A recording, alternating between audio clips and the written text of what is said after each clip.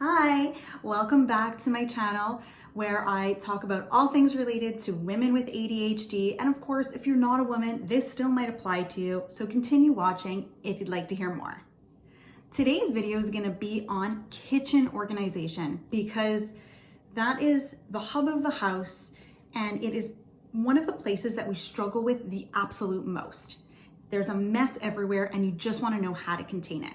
So we're going to dive right into strategies today, and I'm just going to get into the depths of how you can make this a place in your house that you are happy to walk into, or at least when you walk into it, you know what to do first. The first thing that I want you to do is when you enter your kitchen and you see this overflowing mess, take a visual inventory of what you don't actually need. What can either be thrown out, so what's garbage? If there's garbage lying around, just get rid of that first. What do you have or see that you don't need or doesn't belong in the kitchen? Take an empty Amazon box from one of your many orders, because we all have those, and start filling it up with all the things that don't belong in the kitchen and should go somewhere else.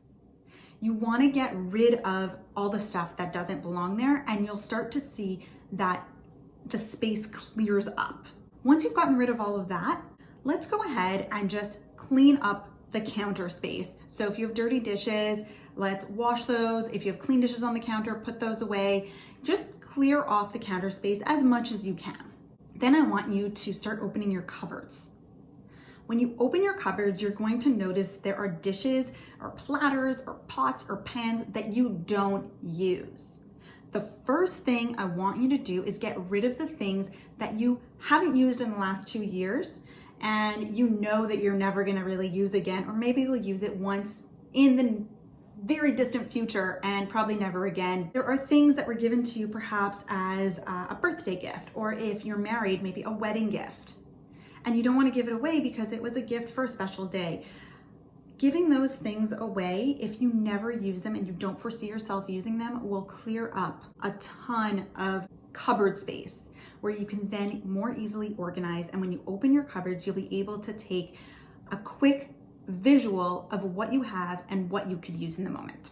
Once you've done that, I want you to start creating areas and zones in your kitchen. Have a zone for prep cooking. Have a zone for cutlery and utensils and dishes and pots and pans. Have a zone for food storage, so like a pantry. Have a zone for coffee and tea making. Maybe you have a breakfast zone, so it's like coffee, tea, and your toaster and your kettle. Having these zones will help you.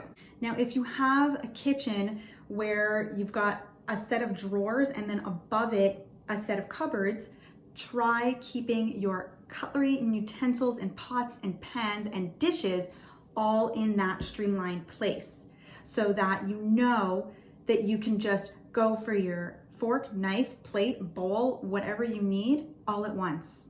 And try and keep that close to your cooking and prep section, which would be where the stove, the sink, the oven, the microwave, all of that. If your microwave is in a different area than your stove and oven, well, stove and oven are more of cooking and prep, so keep all your cooking and baking and prep stuff closer to the stove oven area.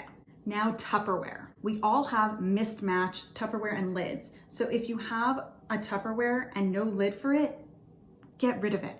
If you have a lid with no matching Tupperware, get rid of it. You should try and make all your Tupperware matching so that they're easy to stack, because if they're stackable, then they're easier to store and create more space for you and less clutter. Those are the things that generally are being kept in the kitchen. Now remember, anything that is cookware, bakeware, or eating related should be kept close to the area where the sink, stove, and oven are. That's kind of like your cooking prep zone. Anything that is food and non-perishable should be kept farthest away. So if you don't have a pantry or designated food storage spot, you're going to make one that's farthest away from your food prep area. The reason for that is because your food prep area should be a space where you can easily take out your pots and pans, your plates, your chopping stuff, and then you'll go get what you need to prep and season and spice and all of that. One last bonus tip. When you're creating your zones, make sure that it's not overstacked. You only have a stack of large plates, then you only have a stack of small plates, and then you only have a stack of bowls. You don't want to stack them one on top of the other, because then it's harder to access and it becomes more frustrating, and you're more likely to take out the bowls that are sitting on top of the plate, leave them on the counter, and forget to put them back.